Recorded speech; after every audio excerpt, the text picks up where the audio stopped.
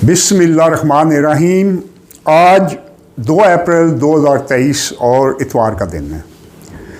मैं आज जो वीडियो बना रहा हूँ ये काफ़ी दिलचस्प मगर ज़रा लंबी होगी, क्योंकि इसमें मैंने अपने तकरीबन को 20 साल का अर्सा लगाकर वर्ल्ड पॉलिटिक्स और वर्ल्ड इकानमी को जितना समझा है और उसकी पेचीदगियों को समझा है वे मैं आपके गोशो गुजार करना चाहता हूँ। और फिर ये भी है कि आज हमारे आजकल नौजवान अपना 90% वक्त फजूल सियासत में ज़ाया करते हैं कि इनको पता ही नहीं चलता कि मसला क्या है, मसलों का हल क्या है। दरअसल हमारी पॉलिटिक्स वर्ल्ड इकानमी और वर्ल्ड पॉलिटिक्स से जुड़ी हुई है और हमारे नौजवानों को इसकी कोई ख़बर नहीं है। हमें इस वीडियो का मकसद आपको ब्रॉडर स्पेक्ट्रम में वर्ल्ड पॉलिटिक्स और इकानमी की समझ देना है।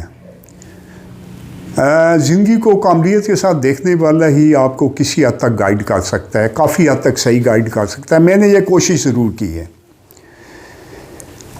इसके बाद छोटी मोटी डिटेल हर किस्म की आपको यूट्यूब और गूगल पर मिल जाएगी, लेकिन इस वीडियो को देखने या समझने के बाद आप सही और गलत की पहचान ज़रूर कर सकेंगे और आपको सब चीज़ों की समझ आ जाएगी।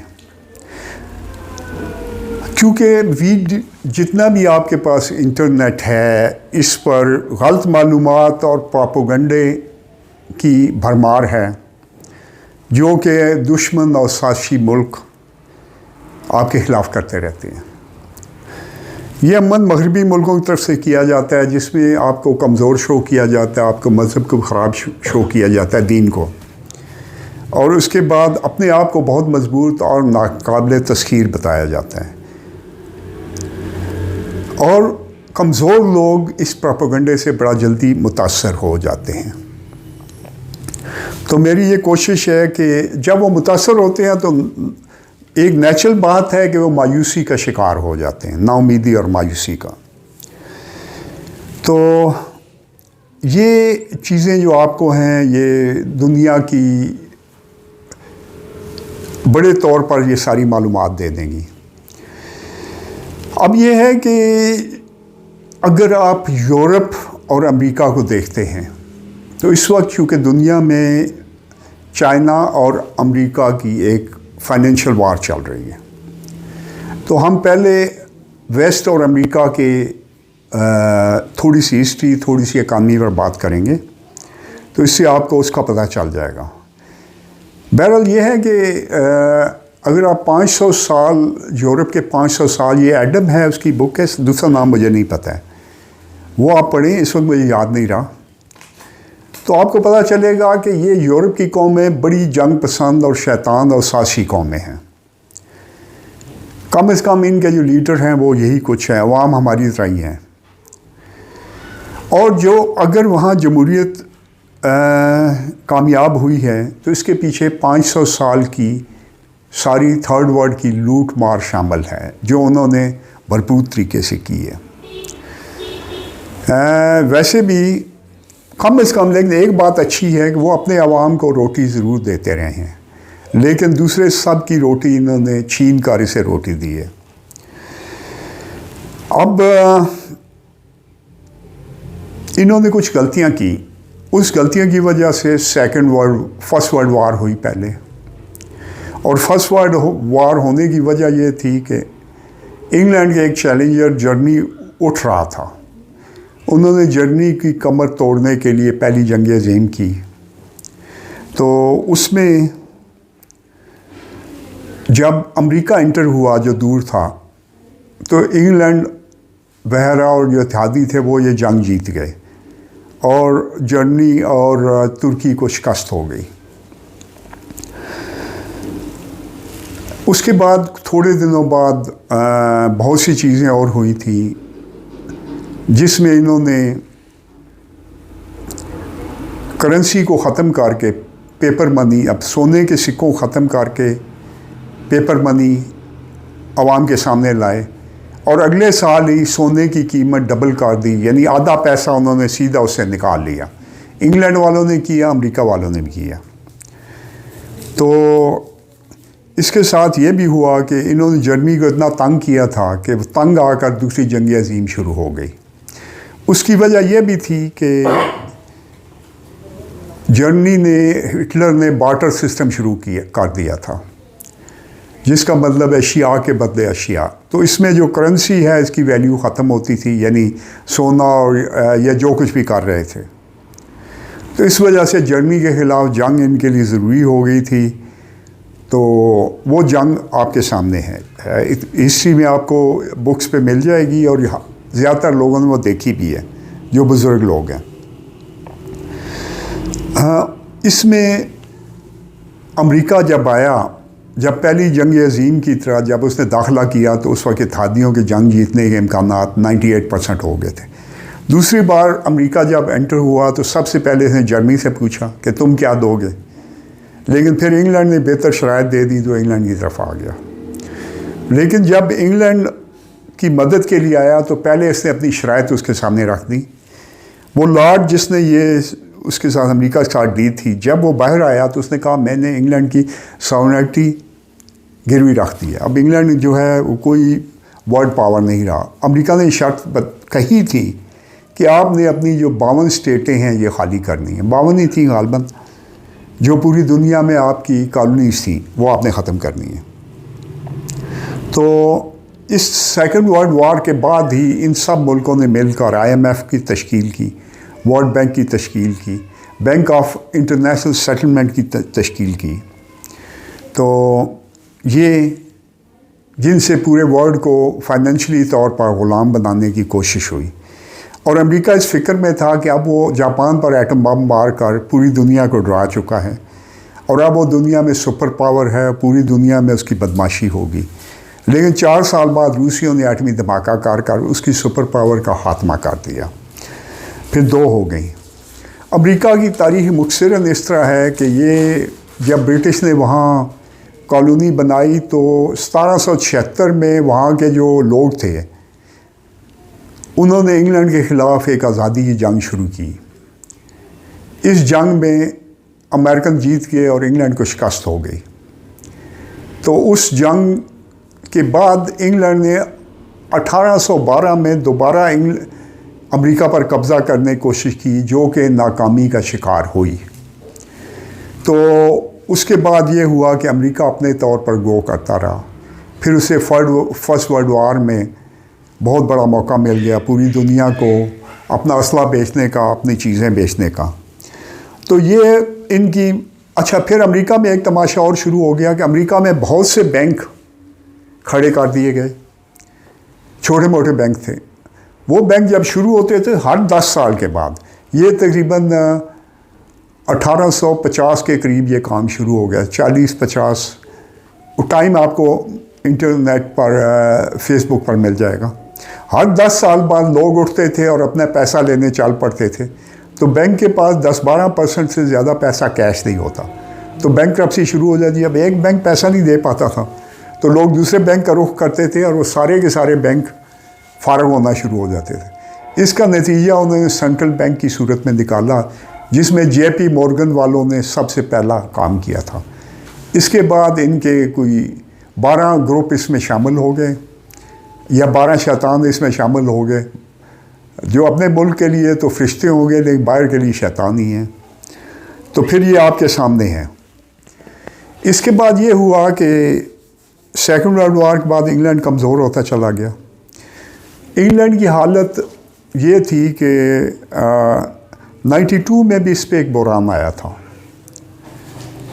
उस बहरान में सबसे बड़ा किरदार जॉर्ज सोरोस ने अदा किया था।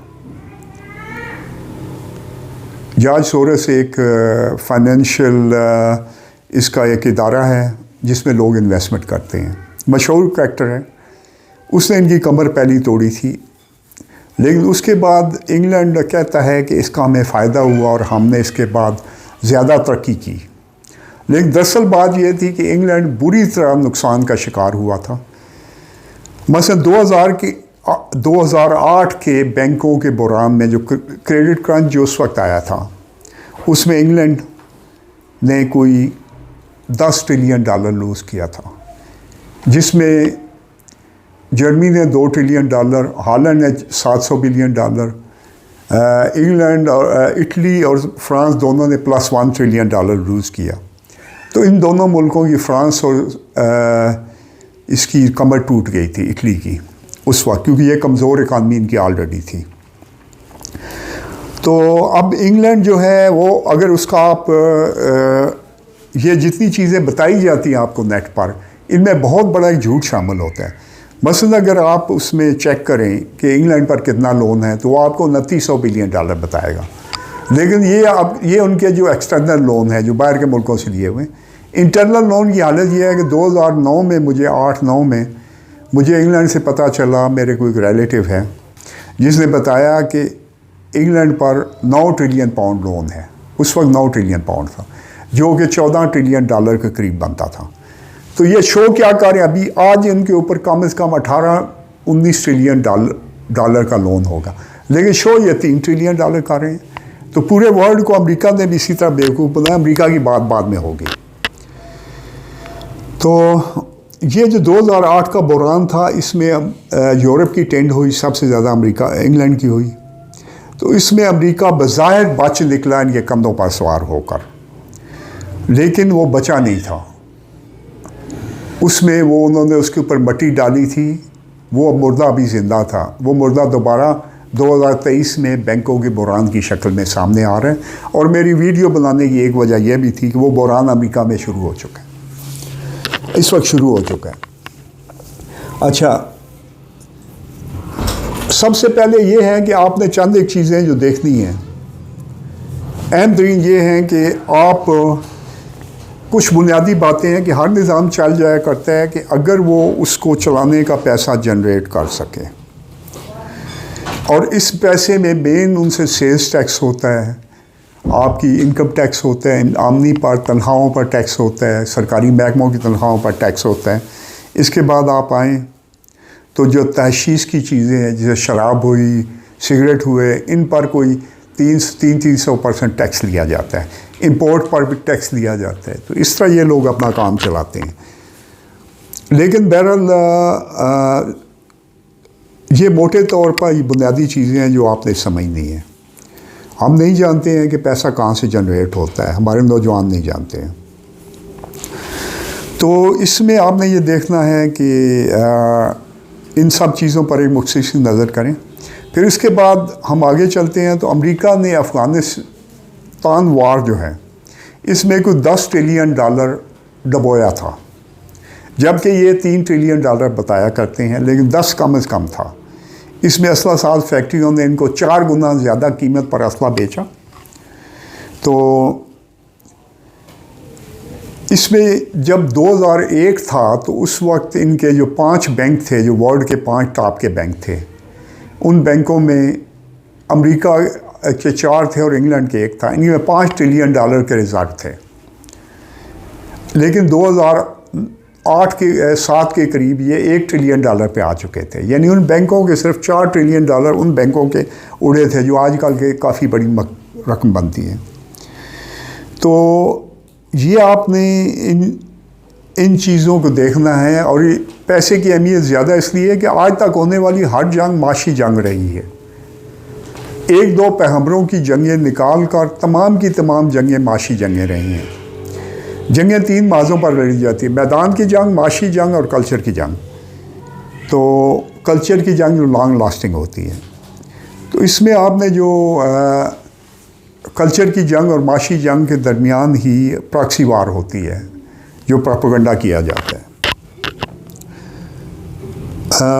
लेकिन जो सबसे आखिरी जंग है, जिसे आप कल्चर की जंग कहते हैं, इसका सबूत ये है कि ततारी सारी दुनिया को फतह करके अगले 50-60 साल में कल्चर की जंग हार कर मुसलमान हो गए, और इस्लामी दुनिया का सबसे मजबूत फ़ौज का मालिक और एटम बम का मालिक, मजबूत तरीन मुल्क पाकिस्तान, इसी कल्चर की जंग का नतीजा है। हाँ, यहाँ पर 95% लोग जो हैं हिंदू से मुसलमान हुए। आप शाह पता नहीं कहाँ से आ गए थे, जिन्होंने, जब हज़रत इमाम हुसैन ने जब वो लाइट ऑफ की, कहा जो जाना चाहिए, तो आप वो हैं जो उस वक्त बच के फरार हो आए थे, आप वही हैं, वरना बचने वाले कोई नहीं थे। तो सॉरी, 95% जो है हिंदू से मुसलमान हुए हैं, और ये बड़ी अच्छी आपके सामने मिसाल है। इसके बाद अब चंद एक चीज़ें ऐसी भी हैं, जैसे अमेरिका तो क्लेम करता है कि वो दुनिया का सबसे बड़ा तेल प्रोड्यूस करने वाला मुल्क है, लेकिन इसका तेल जो शेल ऑयल है ये बहुत महंगा है। इसकी कॉस्ट प्राइस $75-80 होती है। ज़मीन में ज़्यादा गहराई में पाया जाता है, इसको निकालना बड़ा महंगा होता है, उसे साफ़ करना महंगा होता है। तो वर्ल्ड में जो प्राइस जब ये अमेरिका ऊपर लेके जाता है ताकि ये निकाल सके, तो रूस इस कीमत को डाउन कर देता है। इसी वजह से अमेरिका इनको रिक्वेस्ट कर रहा है कि आप सऊदीया ज़्यादा तेल निकालें, हालांकि इसे चाहिए कि आप ना निकालें, मैं बेचूं।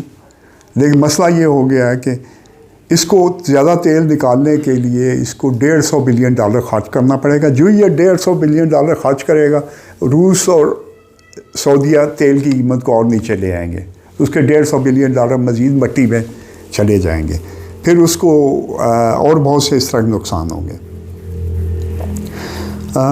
आप ये देखिए कि अमेरिका वाले इसी तरह अमेरिका पर इस वक्त $31.5 ट्रिलियन का ऑफिशियल लोन है। कुछ बंदे मुझे बता रहे थे कि अब 47 ट्रिलियन हो चुका है जो बाहर का लोन है। लेकिन अजीब सी बात यह है कि अमेरिका पर टोटल कोई इससे डबल इसने बैंकों को ट्रेजरी बॉन्ड बेचे हुए हैं। इस वक्त बैंकों का बुहरान ज़ोरों पर है। अब लोग बैंकों से पैसे निकलवाना शुरू हो गए हैं कि उन्हें पता है कि हमारे बैंकों में पैसे ज़ाया हो जाएंगे। तो फेड वालों ने, फेडरल रिज़र्व वालों ने उसको भी पैसे दिए हैं, लेकिन इसमें उन्होंने फिर उसका रेट, जो मॉर्गेज रेट है, वो हाई कर दिया। वो हाई होना, फिर उसके बाद सेकंड रिएक्शन आता है कि प्रॉपर्टी की कीमत गिरने लग पड़ती है, स्टॉक मार्केट गिरने लग पड़ती है। स्टॉक मार्केट वैसे भी एक बबल होती है। स्टॉक मार्केट का ऐसा फ्रॉड है जिसमें अमेरिका के कोई $40 ट्रिलियन बताए जाते हैं कि इन्वेस्ट हुए हैं, शायद 40 से थोड़े ऊपर हैं। तो ये इसमें एक लतीफ़ा कहा जाता है कि एक गांव में बंदर पड़े थे, वहाँ ₹10 का बंदर मिलता था। पुराने अब सस्ता वक्त था। एक आदमी आ गया, उसने आगे कहा जनाब ये तो बड़ा कारोबार है। उसने सारे बंदर ₹10 के ख़रीद लिए। उसके बाद कहने लगा ₹20 का बंदर लाओ। अब लोगों ने आगे पीछे बंदर पकड़ कर उसे दे दिया, उसने ₹20 ख़रीद लिए। जब वो बंदर ख़त्म हो गए, कहता है ₹30 का बंदर लाओ। तो ₹30 का जो बंदर था, वो लोगों ने आगे पीछे सब कुछ ढूंढ ढांड के पहाड़ों से, खुदरों से बंदर इकट्ठे किए और वो बेच दिए उसे। जब वो 30 वाले ख़त्म हो गए तो कहते हैं ₹40 का बंदर लाओ। अब लोगों ने सारे काम छोड़ दिए, बंदर ढूंढने चल पड़े। तो वो खुद चला गया, नौकरों को कहता है कि आप ₹30 का बंदर बेचते जाओ, कीमत मैंने बना दी है। स्टॉक एक्सचेंज एग्जैक्टली यही कुछ करता है। इसमें जो चूँकि 30 साल हमने खुद काम किया स्टॉक एक्सचेंज में, पाकिस्तान का स्टॉक एक्सचेंज तो मुखसिर है, इसे आप $10 बिलियन 5 से भी तोड़ सकते हैं। लेकिन अमेरिका में भी जो वलीद बिन तलाल वगैरह थे, इसे शेक कर लेते, थोड़ा ज़्यादा सरमाया लाकर ये सारे बंदे जमा होकर रेट ऊपर चढ़ाते हैं, डिमांड और सप्लाई। तो ये बहुत बड़ा फ्रॉड है। चाइना को इस पर बहुत ध्यान रखने की ज़रूरत है कि उसको इस पर काफ़ी नुकसान किया जा सकता है, हुआ भी है। अच्छा, बैंकों का बुहरान इस वक्त अमेरिका में शुरू हो चुका है।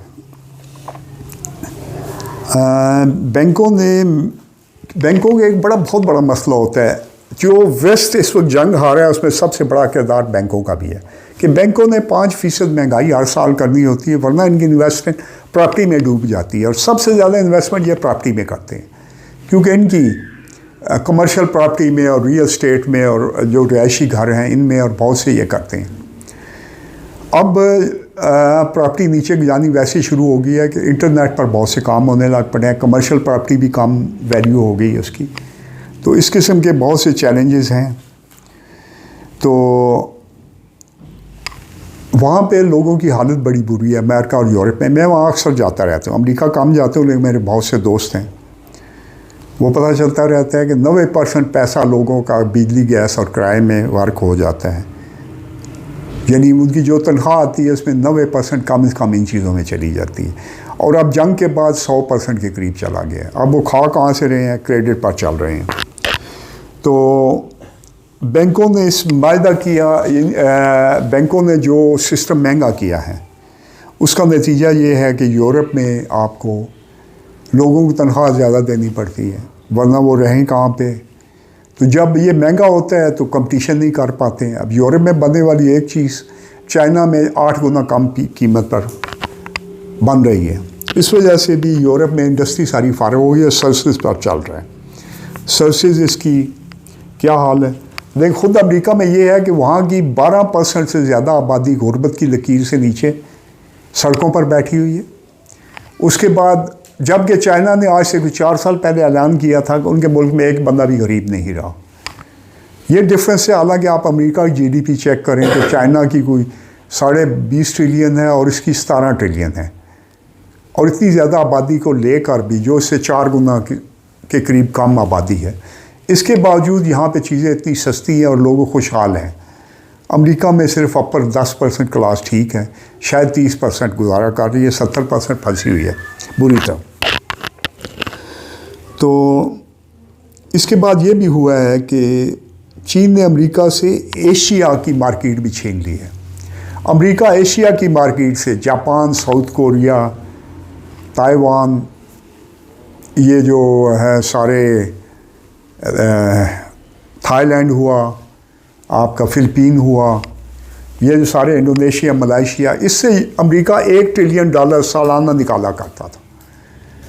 अब कुछ 2 हफ्ते पहले चाइना ने पैक्ट इन सब मुल्क से कर लिया है, जो बिज़नेस पैक्ट है। उस बिज़नेस पैक्ट के मुताबिक ये आपस में एक दूसरे से कॉपरेट करेंगे और बिज़नेस फ्रेंडली माहौल बनाएंगे। तो अमेरिका से ऑलरेडी वो मार्केट इसलिए भी ख़त्म हो चुकी है। चाइना पहले ही वहाँ चीज़ें सप्लाई कर रहे हैं। जो चाइना की एक्सपोर्ट है ये तकरीबन 2 ट्रिलियन क्रॉस कर चुकी है, $2 ट्रिलियन सालाना, और यही चीज़ें वेस्ट $5 ट्रिलियन पर बेचा करता था कम से कम। तो वेस्ट की कमर टूटने की एक बड़ी वजह यह है कि कम से कम 4 से 5 ट्रिलियन डॉलर चाइना ने इनसे छीन लिए। अब वो 2016 से गाड़ियों में आ चुका है। अब गाड़ियाँ उसकी जो हैं अमेरिका में काफ़ी अरसे से नंबर 1 भी पोजीशन पर जा रही हैं। तो अब बैंकों की हालत ये है कि पैसा वैसे ही सारा का सारा एशिया में शिफ्ट हो चुका है। सबसे ज़्यादा रिज़र्व जो हैं ये चीन के पास हैं, उसके बाद जापान है, उसके बाद रूस है, इंडिया है और सऊदी अरब है। ये तमाम के तमाम मुल्क एशिया में हैं, यानी पैसे का सेंटर एशिया बन चुके हैं। और उसकी सबसे बड़ी मिसाल ये है कि दुनिया के 2001 में दुनिया के पहले 5-10 बैंकों में एक बैंक भी चीन का नहीं था। इस वक्त दुनिया का पहला नंबर बैंक चाइना का है, दूसरा चाइना का है, तीसरा चाइना का है, चौथा चाइना का है, 5वां चाइना का है, छठा JP मॉर्गन है, 7वां फिर चाइना का है। तो अब ये सारा पैसा जो है, और सिर्फ उनका जो पहले नंबर पर बैंक है, कोई 1.5 महीना पहले उसमें $5.25 ट्रिलियन के करीब जमा थे, जो 2001 में अमेरिका के 5-4 टॉप बैंकों में और 5वां इसमें थे। तो आप देख लें कि क्या है, वो कहाँ पर खड़े हैं। चीन का जो सस्ता निज़ाम मगरब को बुरी तरह हर मैदान में शिकस्त देता आ रहा है। चीन और रूस अब इकट्ठे हो गए हैं। रूस के पास जो कमी थी कि रूस फौजी टेक्नोलॉजी, मिलिट्री टेक्नोलॉजी, वार टेक्नोलॉजी में बहुत एडवांस था। अमेरिका के बराबर नहीं था, लेकिन वो कुछ चीज़ों में करीब था। तो अब जो चाइना है उसको बाकी सारी चीज़ें दे रहे हैं और वो आहिस्ता आहिस्ता इसमें भी अमेरिका से आगे जाने की पोजीशन में आ गया है। अमेरिका भी, चाइना भी हाई टेक में जा चुका है। असल हुआ ये था कि अमेरिका में पेंटागन से आज से कोई 8 साल पहले, 9 पहले, एग्जैक्ट ईयर मुझे याद नहीं था, इतना टाइम था, एक बार यहूदियों ने इसके पेंटागन के कोड तोड़ कर तमाम कीमती इजादात चोरी कर ली। कंप्यूटर से चोरी करना बड़ा आसान है। उसमें 2 यहूदी गिरफ्तार भी हुए थे, फिर उनके खिलाफ जुलूस निकले उनके हक़ में, उनको छोड़ें। तो अब सारी की सारी वो कीमती जो इजादात हैं वो इजराइल पहुंची हैं और इजराइल बेच रहे हैं किसे? चाइना को। बाहर कौन होगा? वही होगा जो इसे पैसे दे सकते हैं। तो अच्छा, अब चीन बहुत कुछ कर रहा है इस वक्त, 5G भी लॉन्च कर चुका है। अगले दिन मैंने ऑस्ट्रेलिया की एक डॉक्यूमेंट्री देखी जिसमें बताया गया कि दुनिया की 44 हाईएस्ट किस्म की टेक्नोलॉजीज़ में 37 में 44 में 37 में चाइना आगे है। और इस वक्त वो चिप इंडस्ट्री जो अहम तरीन होती है इसमें भी आगे जा चुका है। और वो अपनी जो चिप्स हैं वो चिप हैं ये अमेरिका से कुछ 4 गुना कम कीमत पर बेच रहे हैं। और वर्ल्ड पूरे में ज़लज़ला आया हुआ है कि ताइवान और इसको साउथ कोरिया को मुसीबत पड़ गई है, उनको रेट बहुत गिराना पड़ रहा है। चिप इंडस्ट्री की अहमियत आप लोग शायद जानते होंगे जी। तो अमेरिका वाले पहले इस जो बहरान बैंकों का शुरू है ये बड़ा ख़तरनाक है। पहले बहरान से इस वजह से बच गए थे कि उस वक्त चाइना इनके सामने नहीं खड़ा था, ना उनके सामने रूस खड़ा था। अब चीन डंडा लेकर इनके सर पर खड़ा है कि अब ये बहरान जब इससे निकलेंगे तो ऊपर से डंडा मारना शुरू कर देगा। उसने ये भी किया है कि अमेरिका वाले जब अब बैंकों के 3 बैंक इनके बैंकरप्ट हो चुके हैं। उसके बाद पैसा कहाँ गया है? पैसे का मसला ये है कि अमेरिका ने इन्हें ट्रेजरी बॉन्ड बेचे हैं। बॉन्ड होता है जब अमेरिका को पैसे ज़रूरत होते हैं, $100 बिलियन के बॉन्ड निकालते हैं, कभी चाइना कभी जापान कभी मिलजुल कर ख़रीद लेते हैं। तो $100 बिलियन अमेरिका को मिल गया, उसने आगे पीछे ज़ाया कर दिया। तो अमेरिका हर साल तकरीबन कोई $1.5 ट्रिलियन से ज़्यादा लॉस कर रहा है, इससे सिस्टम चलाया नहीं जा रहा है। तो अब वो क्या करते हैं कि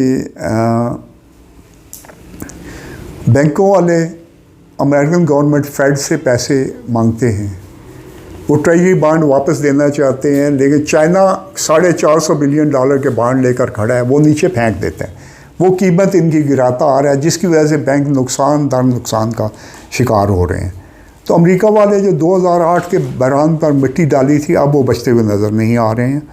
बहरहाल मेरी बात वन साइडेड हो सकती है, लेकिन मैं काफ़ी अर्से से ये चीज़ें स्टडी कर रहा हूँ।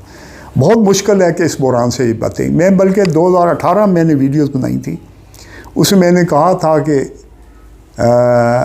अमेरिका का एक और उससे 2008 से बड़ा बहरान उनके सरों पर है और ये शुरू हो चुका है।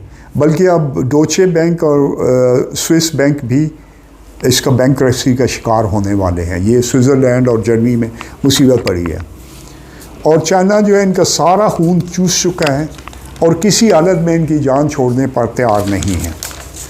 अब हम आगे चलते हैं। हमारा जो पड़ोसी दोस्त मुल्क है इंडिया, इसके मुख्तसर से कुछ हालात। मेरे कुछ दोस्त थे वो कहते थे इंडिया बहुत ज़्यादा तरक्की कर रहा है, उसकी देखें उसके पास इस वक्त रिज़र्व हैं कोई $560-70 अरब के हैं और इसमें ये हो रहा है। बात ये है कि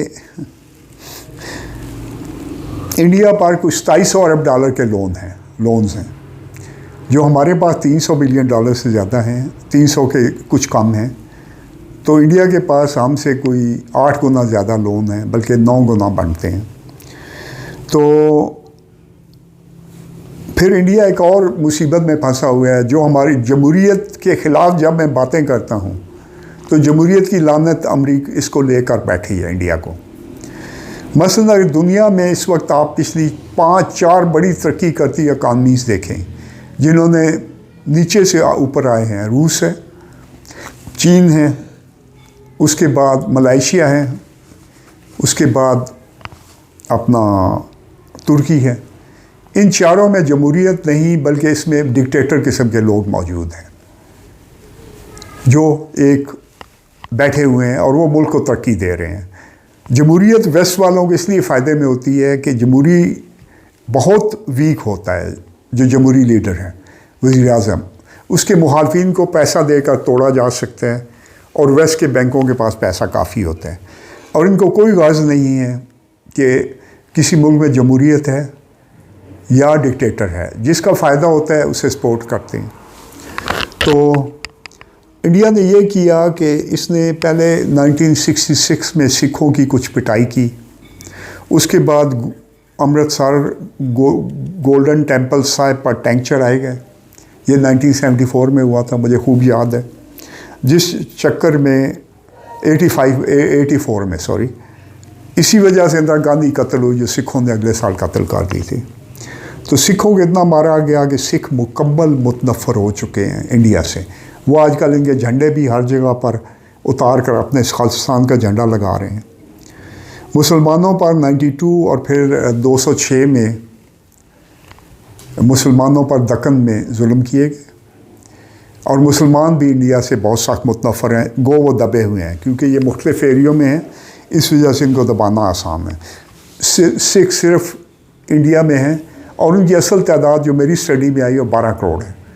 1 करोड़ सिख बताए जाते हैं, लेकिन 12 करोड़ के करीब है टोटल है जो गुरुद्वारों में रजिस्टर्ड है, वो फिगर है। तो मुख्तसरन आपको पता होना चाहिए कि अमेरिका ने और यूरोप ने इससे इंडिया को चाइना के ख़िलाफ़ खड़ा करने के लिए 2001 से लेकर 2022 तक कोई $2 ट्रिलियन इन्वेस्ट किया ताकि चाइना का रास्ता रोका जा सके। लेकिन अब उन्हें पता चल गया है कि इंडिया चाइना का रास्ता नहीं रोक पाता है। वो दरअसल चाइना इंडिया की जंग भी लगवाना चाहते थे और रूस को भी किसी जंग में इन्वॉल्व करना चाहते थे। तो ये जंग जो है इंडिया वो जंग पहले ही हार गया, पहले ही लेट गया था। ये जो हुई थी पीछे आपको पता है, ये इस साइड पे सियाचिन के पास जो इनकी जंग होती रही, एरिया का नाम आप खुद जानते हैं। तो फिर इसके बाद अब हम आते हैं कि हम पाकिस्तान में कहाँ पर खड़े हैं। आजकल लोग पाकिस्तान के हालात से बड़े मायूस हैं। उसकी वजह यह है कि यहाँ महंगाई, डॉलर रोज़ महंगा हो जाता है और जंपे लगाता हुआ जाता है। चीज़ें महंगी होती जा रही हैं, बिजली गैस बहुत महंगी की गई, हाँ इन्फ्लेशन बहुत ज़्यादा है। तो इसकी वजह यह है कि 1979 28 दिसंबर को रूसी टैंक अफ़गानिस्तान आए। तो उसके बाद अमेरिका पाकिस्तान की मदद को आ गया, लेकिन उससे पहले पाकिस्तान 2 साल उनसे उलझा रहा रूसियों से अफ़गानिस्तान में। आखिर अमेरिका से गारंटी लेकर अमेरिका ने भी इसे चेक किया, फिर आया। तो उस वक्त एक बड़ी दिलचस्प गेम हुई जो ज़िया मरहूम ने बड़ी होशियारी से की। वो ये थी कि जंग अब शुरू हो गई, अब ख़त्म हमारी मर्ज़ी से हो गई। इसमें अमेरिका ने बेतहाशा असला दिया, खुला असला दिया। वो असला कोई इराक ईरान वार में बेचा भी गया। ये मानते नहीं हैं, लेकिन ना माने क्या फ़र्क पड़ता है। मुझे भी गलत इन्फॉर्मेशन हो सकती है। क्यों शाह जी, क्यों दरवेश साहब? ओजरी कैंप वैसे ही धमाका हो गया था, गलती से हो गया था, वो आपको शायद स्टोरी पता होगी। लेकिन ज़िया साहब ने बड़ी होशियारी से ये काम करके, जंग को लंबा करके, पैसे निकाल कर और बहुत कुछ काम कर कर एटम बम बना लिया। और एटम बम ना होता तो इस वक्त पाकिस्तान के 6 टुकड़े हो गए होते। तो उसके बाद आगे चलते हैं। तो 2001 में के बाद जब 9/11 हुआ तो अमेरिका ने हमें थ्रेट किया। तो उस वक्त अगर हम लड़ पड़ते तो शायद हमारे लिए मुमकिन नहीं था कि नेविगेशन भी उनका, हथियार भी उनके, जहाज़ भी उनके। जहाज़ किसी वक्त भी अपने बनाए हुए कि वो जाम भी कर सकते हैं, बहुत सी चीज़ें गड़बड़ होती हैं। तो इसलिए मुशर्रफ ने भी बड़ी होशियारी से डील किया, लेकिन मुशर्रफ ने अहमदियों को सर के ऊपर चढ़ा लिया, जो उसकी बहुत बड़ी गलती थी। उसका नतीजा हमें ट्राइका की सूरत में देखना पड़ा। अब हम जहाँ पर भी हैं, ये कोई ऐसी ख़तरनाक सूरत हाल नहीं है, क्योंकि पाकिस्तान के पास चाइना दोबारा आ चुका है। ये जो ट्राइका थी, जिसमें जनरल बाजवा, जनरल फैज़ हमीद और जनाब न्याजी साहब थे, इन्होंने पूरी कोशिश की कि चीन जो ग्वादर में इन्वेस्टमेंट कर रहा है, 2014 में आ चुका है, इसको उठाकर, चाइना को उठाकर बाहर फेंका जाए और हमें अमेरिका के कैंप में ले जाया जाए। मैंने इस पर ज़ाती तहकीक की, मुझे पता चला कि 2 साल से ऊपर आखिरी इसमें काम बिल्कुल बन रहा था। फिर बाजवा ने पहले 3 साल तो हाथ रोक के रखा, आखिरी 3 सालों में हर पोस्ट पर अपने बंदे भी लगाए, और उसके बाद उसने ग्वादर पर काम बिल्कुल बंद करवा दिया। और न्याजी साहब उसके साथ थे। न्याजी साहब ये फरमा रहे थे कि अमेरिका हमें 300-400 बिलियन डॉलर देगा और पाकिस्तान बहुत अमीर मुल्क बन जाएगा। आपको पता नहीं है। देखें, ये बात असल ये हकीकत ये है कि हम ये करप्ट वो करप्ट, चलें उन्होंने जो कुछ किया ये मेरी कोई उस पर कोई फ़र्क नहीं पड़ता, लेकिन बहरहाल इन्होंने मिलकर और न्याजी साहब जाते हुए IMF को जो शर्तें थी कि आप तेल की कीमतें बढ़ाएंगे पेट्रोल वगैरह की ताकि आप मुझे पैसे दे सके, इसे 10 रुपये डाउन कर दिया था, जिसकी वजह से हम IMF नाराज़ हो गया, उसने फंडिंग रोक दी और डॉलर छलांगे मारते ऊपर चला गया। कुछ डॉलर अफगानिस्तान जा रहा है। ईरान में भी डॉलर की बैंकों की वजह से 7 गुना ज़्यादा कीमत है। ईरान से बहुत सी चीज़ें आती हैं, ये सारा उधर से कुछ चेन चला हुआ है। डॉलर को कंट्रोल करना है, दोनों मुल्कों को रोकना पड़ेगा। तो अब जो फ़ौज है, बहरहाल दुनिया में शुरू से 2 तरीके ही रहे हैं अमीर होने के, एक बिज़नेस है, दूसरा डाका जनी बजरिया फ़ौज।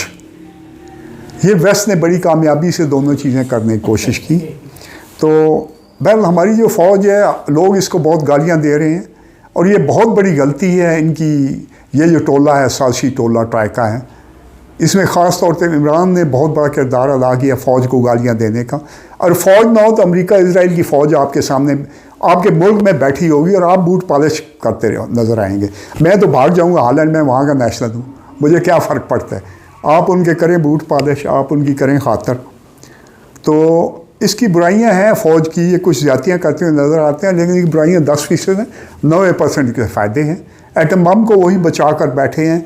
इस करप्ट तरीन माहौल में भी इन्होंने एटम बम को बचाया हुआ है, जिसकी वजह से आज हमें बहुत से मुल्क हेल्प करते हैं। सऊदीया और बहुत से मुल्क हमें इस वजह से बहुत कुछ देते रहते हैं। वो आपको छोड़ दें, कितना है क्या है, इसको रहने दें। अगर फ़ौज ना होती, यकीन करें तो पॉलिटिशियन अपने 5 साल इक़्तिदार के लिए पूरे मुल्क को बेच देते हैं। ग्वादर को बेचने की कोशिश की गई थी, एटम बम को बेचने की कोशिश की गई थी, आपके सामने है। कुछ बड़े अच्छे लीडर इसके पीछे थे, तो फ़ौज ने बचाया था और इन लोगों ने। अच्छा, सबसे अच्छी खबर ये है कि पाकिस्तान मादनियाती तौर पर दुनिया का अमीर 3 मुल्क है और इसमें मुझे 15 साल से ज़्यादा लगे इन चीज़ों पर पहुँचते हुए कि रूस के पास 50 से 70 ट्रिलियन डॉलर की मादनियात है, पाकिस्तान के पास 200 ट्रिलियन डॉलर से ज़्यादा की मादनियात हैं। और इसमें एक तमाशे की बात है कि चकवाल में कई घरों में तेल निकला है। यह आपकी डक्कू रोड पर भी एक घर में से निकला था, तो फिर उन्होंने बंद करवा दिया था कि हमारा उजड़ जाएगा ज़मीन जो है। उस वक्त वो पटवारी थे जिनकी वो ज़मीन थी। तो ये बहरहाल सऊदीया से ज़्यादा है, सोना 25 ट्रिलियन का। ये तफसील आपको मिल जाएगी मेरे नेट पर कि पाकिस्तान मादनियात का अमीर 3 मुल्क, अगर आप चले जाते हैं यूट्यूब पर आपको मिल जाएगी। अब हमने ये देखना है कि हम ये चीज़ें क्यों नहीं निकालते हैं। दरअसल IMF और वर्ल्ड बैंक का जो दबाव है, इसके ऊपर मैं लिख चुका हूँ कि जब हम IMF के पास जाते हैं, उसके पास पूरी लिस्ट मौजूद होती है। पाकिस्तान बंदे कितने हैं, ज़मीन कितनी है, फसलें कितनी है, बिजली कितनी है, डॉक्टर, इंजीनियर, इलेक्ट्रिक कितनी है, आपके पास गैस कितनी है, पूरा वो हिसाब करके।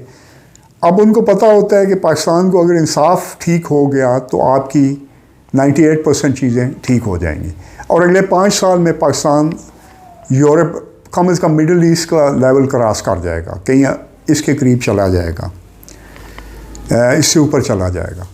तो उन्होंने इसको पूरी तरह रोकते हैं और वो अपने ग्रुप बिठा देते हैं कि इंसाफ ना आए।